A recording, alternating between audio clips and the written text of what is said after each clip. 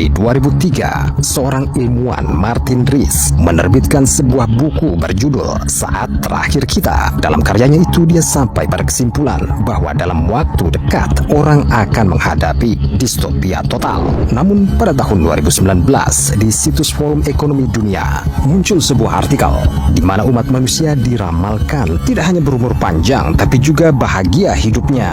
Di video ini Anda akan mengetahui kepada siapa orang mau saja diperbudak.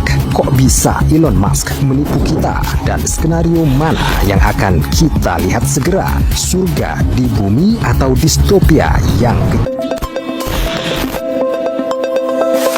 Salah satu masalah utama zaman kita adalah perubahan iklim. Setiap hari kita mendengar tentang lubang ozon, efek rumah kaca, dan lautan yang tercemar. Tetapi apakah mungkin untuk memperbaiki semuanya dalam waktu dekat? Seorang peneliti, Ida Auken dari Denmark, percaya bahwa pada 2030 emisi karbon dioksida akan turun jauh secara signifikan dan perusahaan besar akan dapat mengembangkan satu rencana tunggal untuk mengurangi emisi dan pembuangan limbah. Tetapi bagaimana jika itu tidak terjadi? Sayangnya, dalam hal ini, orang-orang tidak akan bisa pergi keluar. Christiana Figueres dan Tom Rivett Carnac dalam buku mereka Masa Depan Yang Kita Pilih menulis bahwa tidak lama lagi udara akan sangat tercemar sehingga tidak mungkin bisa hidup tanpa alat bantu pernafasan khusus. Selain itu, para ahli memperkirakan pergeseran total zona iklim. Pada 2026, banyak daerah subur mungkin menjadi tidak cocok untuk pertanian.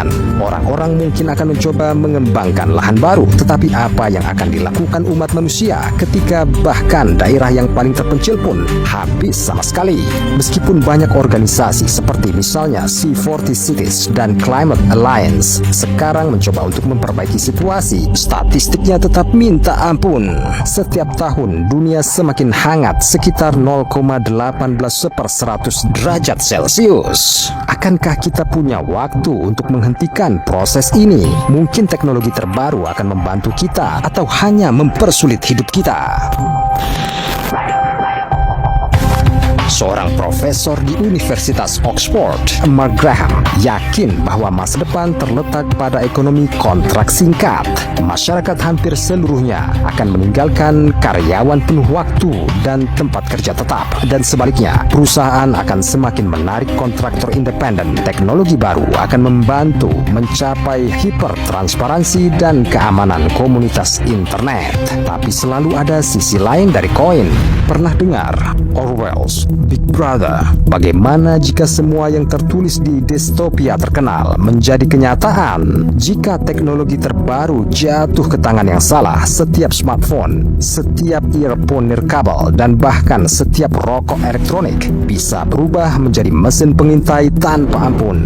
Umat manusia akan melupakan konsep seperti kerahasiaan dan kebebasan berbicara selamanya. Michael Horowitz, seorang associate di University of Pennsylvania, percaya bahwa orang yang paling berpengaruh sekalipun tidak akan dapat menghindari nasib seperti itu dalam beberapa tahun. Bahkan mereka yang berhasil menyingkirkan gadget yang ada di mana-mana tidak akan dapat mengakses sesuatu yang benar karena tak akan ada dalam bentuk yang bisa diakses. Saat ini Facebook menerima tuduhan kebocoran informasi pribadi beberapa kali dalam setahun.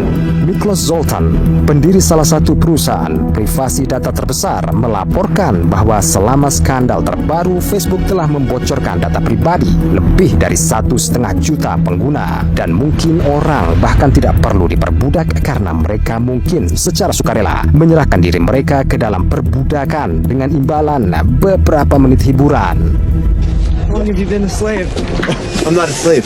I'm a volunteer.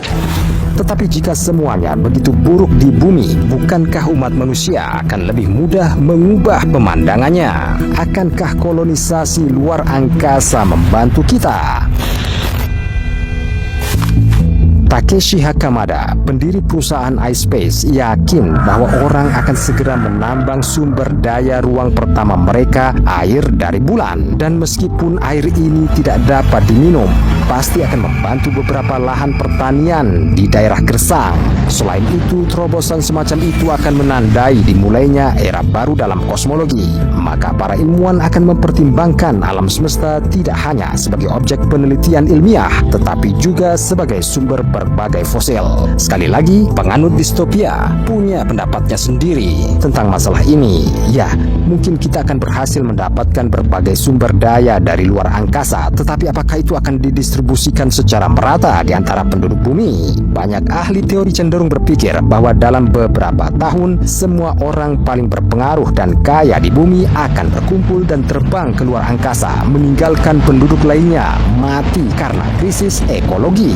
Tentu saja di sini tidak mungkin untuk tidak menyebutkan pengusaha lain yang mengoceh tentang penjajahan luar angkasa. Tapi anehnya, sejauh ini yang benar-benar berhasil dijajah Elon Musk hanyalah beberapa wilayah di Texas. Si jenius di zaman kita ini memutuskan untuk mengambil tanah salah satu negara bagian Amerika karena perkembangannya menurutnya tidak ada orang di sekitar. Musk tampaknya menganggap ribuan populasi tanah itu sebagai kesalahan statistik. Tampaknya dalam kasus ini baik utopis maupun distopia berpikir lebih tinggi tentang kemanusiaan. Tapi bagaimana jika tidak ada yang terbang ke luar angkasa?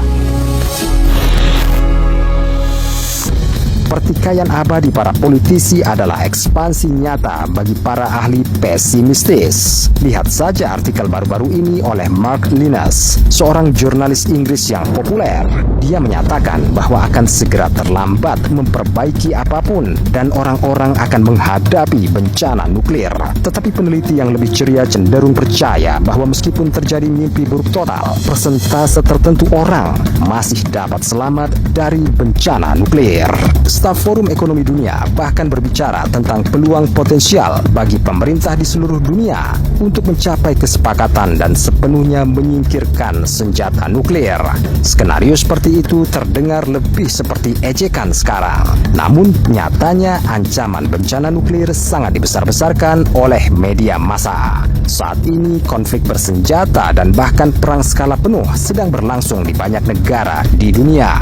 Ambil contoh, situasi dengan invasi Rusia ke wilayah Ukraina. Tetapi pada saat yang sama, kehidupan biasa berlanjut di daerah yang damai. Mungkin pada kenyataannya, kita seharusnya tidak takut pada senjata nuklir, tapi senjata biologis. Pada tahun 2001, sekelompok peneliti Australia mencoba mengembangkan alat kontrasepsi untuk tikus. Namun malahan, mereka secara tidak sengaja menciptakan virus cacar tikus yang dimodifikasi dengan kematian 100%. Senjata biologis sepertinya bukan ancaman yang paling mengerikan, tapi bisa menyebabkan pemusnahan seluruh umat manusia. Lagi pula, virus mematikan dapat dibuat secara tidak sengaja dan dapat menyebar ke seluruh planet hanya dalam beberapa hari. Dan kita baru-baru ini berkesempatan diyakinkan dengan suatu contoh, virus corona. Mungkin dalam beberapa tahun kita akan melihat simbiosis paradoks utopia dan antipodanya, atau orang-orang itu sendiri akan menghentikan keberadaannya untuk membersihkan bumi dari dampak destruktifnya. Persis seperti yang sekarang diminta oleh para pendukung gerakan kepunahan manusia sukarela. Mereka menyarankan manusia berhenti bereproduksi secara sukarela. Apakah Anda ingin bergabung dengan organisasi ini?